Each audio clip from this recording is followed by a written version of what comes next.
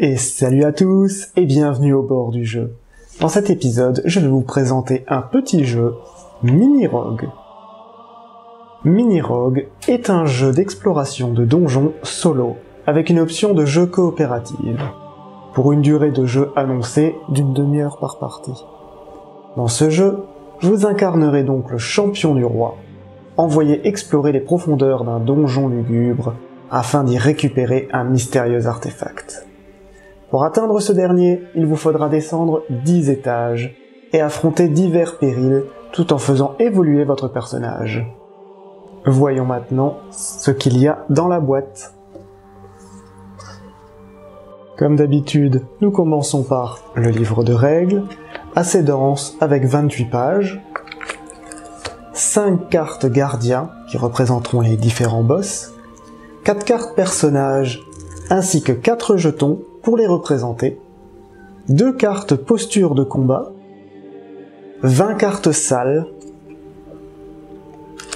une carte fantôme et récompense, recto verso, 2 meeples en bois, optionnels pour représenter vos personnages, 12 dés de couleurs différentes, un plateau donjon et 2 plateaux personnages, et pour finir, 18 cubes en bois, servant au suivi du jeu.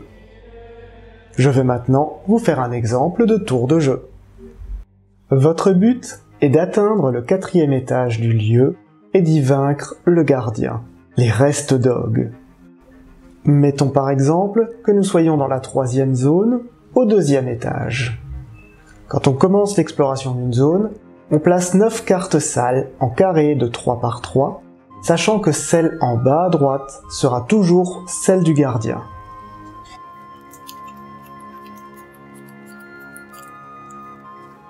L'exploration commence en haut à gauche. On révèle la carte et on la résout. On peut également y placer notre pion personnage. Ici, nous sommes tombés sur un piège qui demande la résolution d'un test. Étant de niveau 2, on peut lancer 2 dés blancs plus le dé noir qui est toujours lancé, car il représente les ennemis ou le donjon.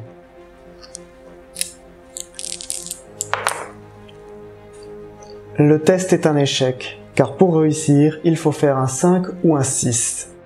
Le dé du donjon indique 1, ce qui signifie que nous devons résoudre la ligne des infines épines. Le résultat de l'échec est de perdre autant de points de vie que la valeur de l'étage actuel. Ici 2. Maintenant que la première salle a été résolue, on peut révéler les cases du bas et de la droite, et choisir sur laquelle se déplacer. Prenons la direction du monstre, pour gagner de l'expérience, puisqu'il s'agit de sa récompense. Et vu que nous sommes au 2e étage, ce sera un soldat squelette. Les combats se gèrent de la même manière qu'un test. Les dés du joueur sont lancés, ainsi que celui du donjon, qui représente ici le monstre.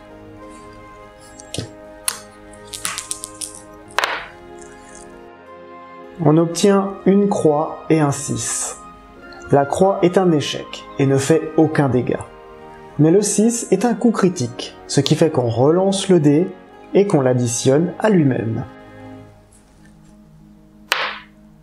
Le nouveau résultat est 4, plus les 6 précédents, ce qui fait 10, qui représente notre valeur d'attaque.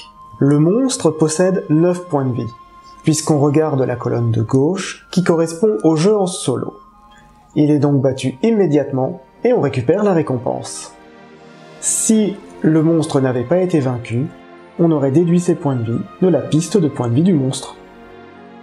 La salle étant résolue, on révèle les 2 salles suivantes, celle du bas et celle de droite. Sachant que durant l'exploration, on ne peut se déplacer que sur la droite ou vers le bas, il est impossible de remonter ou d'aller à gauche. Descendons alors vers le feu de camp, le piège n'étant pas spécialement intéressant.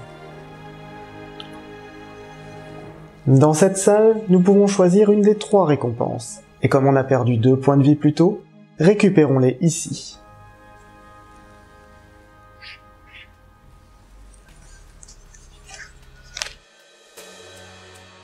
Les deux salles suivantes sont un marchand et un trésor. N'ayant que peu de pièces d'or, le marchand n'est pas une option viable. Prenons donc la direction du trésor.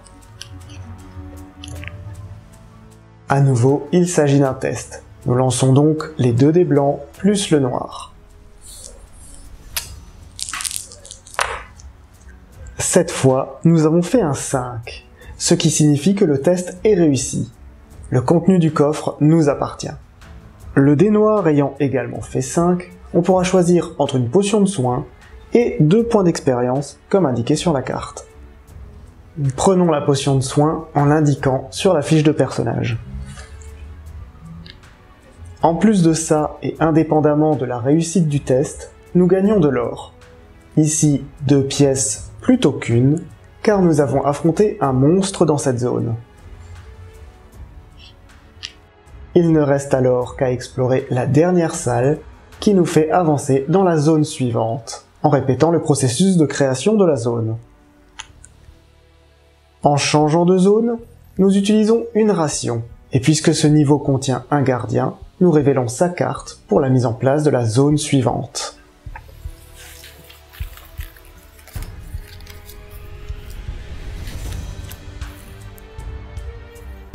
On répétera cette boucle jusqu'à vaincre le dernier gardien, ou jusqu'à ne plus avoir de points de vie et perdre la partie. Nous voilà arrivés à la fin de la présentation de Mini Rogue. Bien que petit par la taille, le jeu reste assez dense pour nécessiter une vidéo de règles à part. Je vous retrouve donc prochainement pour en voir les détails. À bientôt!